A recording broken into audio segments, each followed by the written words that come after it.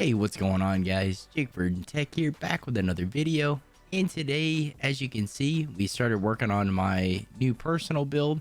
The build we're going to be doing in the Lian Li O11 Dynamic Mini. As you can see, we got some parts in, and this is kind of a video just to do a little bit of a mock-up and kind of see how this build's going to get laid out. So as I mentioned, we don't have all the parts in, but we got some to kind of get a general layout of how I want to orient the radiators, potentially where a pump would go, and a lot of things like that. And I kind of just want to go over the layout in this video, just kind of do like a little bit of a mock-up, and then talk about the individual parts I do have at the moment. So talking about the components and starting off with the case, I did go with the Lian Li O11 Dynamic Mini, and this is the Snow White edition. I did a video of kind of a review slash walkthrough of this case a couple weeks ago, and doing the walkthrough and everything and just getting a first hands-on of this case, I really like the build quality overall.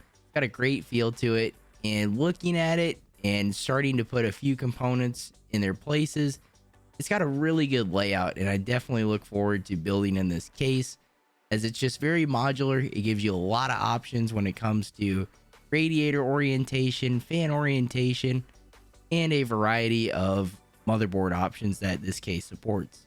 So next, we're talking about components, and the one I'm actually very excited about, which is kind of odd being the component that it is the fans I'm going to be using for this build. We are going to be using, for the majority, the SL120 RGB dynamic pressure fans from Lian Li. I'm really stoked to use these fans, and mainly it's just because of the cable management factor of it.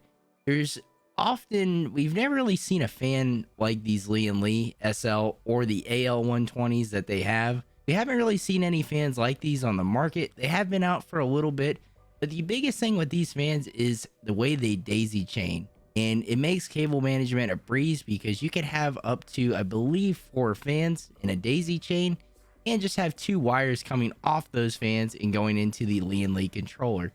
So this is something I'm really excited about, mainly just because of the cable management factor. So the way the SL and I believe they're called the AL120s from Lian Li, the way they work is they have 2 different types of contact points on each side.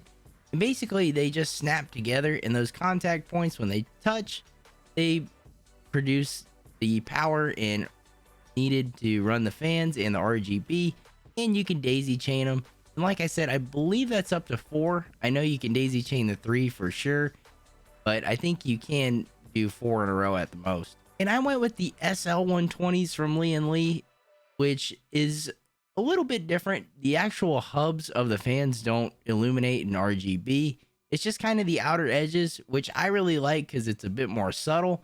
And the ALs actually do have a illuminated RGB hub, which probably does produce a little bit more ambient light in your case, but I wanted to go for something a bit more subtle, so I went with the SLs. And unexpectedly, there is a second type of fan I'm going to be using for this build, mainly just to save a little bit of money, as I didn't realize I do have a couple of the NF-A12x25s from Noctua. And as far as performance, as far as airflow goes, the quietness, Noctua is probably the absolute best as far as some of their fans go, and the NF-A12x25s are probably at the very top when it comes to performance and being a very quiet fan and producing the best airflow. The only thing people give these fans a lot of flack for is the notorious and very iconic Noctua colors, kind of that beige and brown two-tone style fan, which I think would look really good being visible in certain builds. But in this case, I'm going to use these on the back side of that 240mm radiator, so they won't be seen, but they will produce a really good intake on the back side of the case and bring in some air through that 240mm radiator. And that transitions us into the cooling that we're going to be using. As far as the radiators go, right now I have a 240mm slim radiator from Corsair, and then I do have an ultra slim rad from XSPCs that I'll be using at the top, which is a 360mm slim radiator. I decided to scoop up one of the ultra slim radiators from XSPCs because I didn't know how much room I was going to be working with if I had to mount this radiator on the bottom, Like I've mentioned in my previous video talking about the case and a little bit about the build, my big concern is having enough room for using a second PCIe lane or my capture card, because it does get kind of cramped when you have bottom mounted radiators and fans, and then maybe you have some tubing running along that. It does come to a point where you might have some clearance issues if you not only have a graphics card, but if you have another PCI Express device that you're trying to use. And that was a big concern for me because I definitely want to use my 4K 60 capture card from Elgato. So I've had to make sure that there's enough clearance. And luckily with this XSPC's ultra slim radiator, we should be good if I do have to mount it on the bottom. But with this one, we can mount it to the top pretty easily with the particular motherboard that I went with. So I actually didn't do anything with it in this video, but for the power supply, I decided to go with an EVGA Supernova 850 SFX power supply. This thing is pretty awesome just because it is a SFX form factor power supply, and it is super tiny, obviously being for small form factor builds, but this thing packs 850 watts. So if you do have a higher performance build where you are getting more CPU and GPU power, this is a great unit for cramming a lot of power into a small form factor build. The only complaint I've heard people have as far as reviews go on this power supply, like reading on Amazon before I picked it up, is the cables are a little bit short, because EVGA is probably taking into consideration that this is going to get used in some really small cases. But that can be a struggle if you are using a large case. But for the use case that we're going to be using it for, I am going to make cable extensions, so it won't be a problem for us at all in this build. So now talking about the one core component we did install just to get kind of a general idea of layout and how it's going to fit, I went with the MSI Mag Mortar B660M. This motherboard is a micro ATX motherboard from MSI that is the next generation 12th gen Intel. It's a little bit different because it doesn't support everything next gen. It's still a DDR4 motherboard, but it does support Z690, and it does have obviously the LGA 1700 socket type for the latest Intel CPUs. So even though I did scoop up this particular 12th gen Intel motherboard, I'm still very much on the fence of whether or not I want to continue with this board and adopt the 12th gen Alder Lake architecture from Intel. And this is for a number of reasons. My biggest concerns are software compatibility going into 12th gen in this new architecture, because it's just totally different from things that we've seen in the past from Intel, and kind of different too from things we've seen from AMD. The biggest differences too when it comes to 12th gen Intel is this is a new socket, the LGA 1700 socket.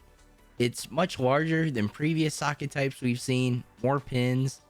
And as far as the overall processing goes, it's a lot different, where the Intel chips are utilizing two different types of cores. We have both E cores and P cores, or better known as efficiency cores and performance cores. And this changes a lot when it comes to processing and a lot of the things that are going on in the background. And it does change a lot for compatibility. Due to the scheduler in Windows 10, it's not really optimized to run a CPU like this. A CPU like this, utilizing both E cores and P cores, right now is much better to run with a newer OS like Windows 11. And the biggest thing right now, talking about Windows 10 and Windows 11 with 12th generation Intel and the Alder Lake architecture, is Windows 10 doesn't necessarily know how to divide tasks between the E cores and P cores and what to assign, what types of cores to assign each task to. Well, Windows 11 has a different scheduler and kind of can more dynamically assign which cores are used for which situations, which is obviously a much better way that it's optimized for this CPU. So it's definitely something you can run 12th gen Intel in the Alder Lake architecture with Windows 10, but you're probably just not going to be getting most of the benefits of running it with Windows 11.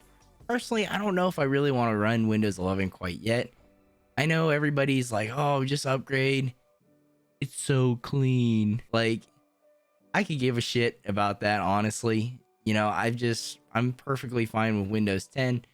But, you know, when it comes to the benefits, and it really just comes down to utilizing the performance of your hardware with whichever operating system works the best with it. And I don't know if I quite want to take that plunge just yet.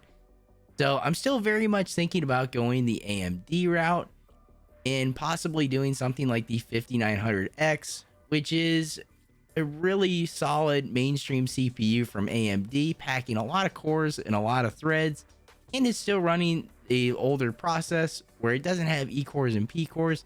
They're mainly just straight up performance cores. When it came to 12th gen Intel, and the thing that kind of pulled me in the closest when it comes to one particular CPU, and that is the i7-12700K. This CPU, for the money, it runs under the $400 price point right now. I think it's anywhere from like $360 to $380. It just packs a lot of performance for the money, and that's what really kind of had me drawn towards Intel versus AMD right now. But I don't want to dig too much deeper into this, but that's kind of where I'm on the fence with right now. And there are some other things to consider when it comes to some physical aspects of the build. But overall, starting off with the mock-up of this build and kind of how it's going to be laid out as far as the radiator placement goes and what a micro ATX motherboard is going to look like in this build, I'm very happy with how it's come together. I think it looks absolutely beautiful if I do stick with using this motherboard. I know probably for a all-white case, it's good to go with try to find all white hardware when it comes to the motherboard, possibly the graphics card. But I think it looks really good, even though this is kind of more of a brushed silver motherboard. So going with something like that, I still think it looks really good in this build. And the SL120s look really nice in it. It all just ties in together pretty nice so far, and we don't even have all the hardware. So I definitely like the way this build is looking so far. And two, just building so far, I haven't done obviously any of the cooling aspects of this water cooled build that we're going to be doing, but working inside the Lian Li O11 Dynamic Mini has been an absolute joy. I love the way this case is laid out. It's all really simple. It's really intuitive to build in, I would say. And especially too, if you are swapping between different motherboard sizes and trying to get an idea of what size motherboard you want to run, that can all be transferred pretty easily, going from ATX, micro ATX, and down to ITX as well. In the current orientation with the micro ATX motherboard, I think we probably could get away with running at least another 240 in the bottom of this build, and possibly another XSPC's Slim 360, or we could just move that Slim 360 to the bottom and run something like a Slim Corsair 360 radiator in the top. I think we would have enough room for everything we need. I know we would for sure if I wasn't using a second PCI Express device, but I want to make sure I still have clearance for that as well. So I'm still considering adding a little bit more cooling to this build as well, especially if I am going to be running 12th gen Intel, as it is known to be pretty warm. So that's going to wrap up this video, guys. Just wanted to kind of make this video as like a build vlog one, just kind of take you guys along for the ride with some of the components I did get in and kind of how I want to orient everything in this particular case, and talk about some of the hardware choices I made and some of the pros and cons to things that I've selected. Overall, I'm really excited about this build for a number of reasons. The big thing for me, my favorite component of any build is the case, honestly. And even though the O11 Dynamics are very popular, I'm looking forward to building in this, and I think there are little things you can do to make your build, unique, even if it is in a very popular case. So I'm really enjoying the way this build's kind of fitting together, and especially in the O11 Dynamic Mini, and I'm definitely looking forward to seeing the way the rest of this build lays out. So that's going to wrap up this video, guys. Thank you for checking this one out. If you enjoyed it and found it helpful, be sure to drop a like on it. And if you want to see more tech-related videos like this one, be sure to subscribe. As always, guys, thank you for watching, and I'll see you in the next video.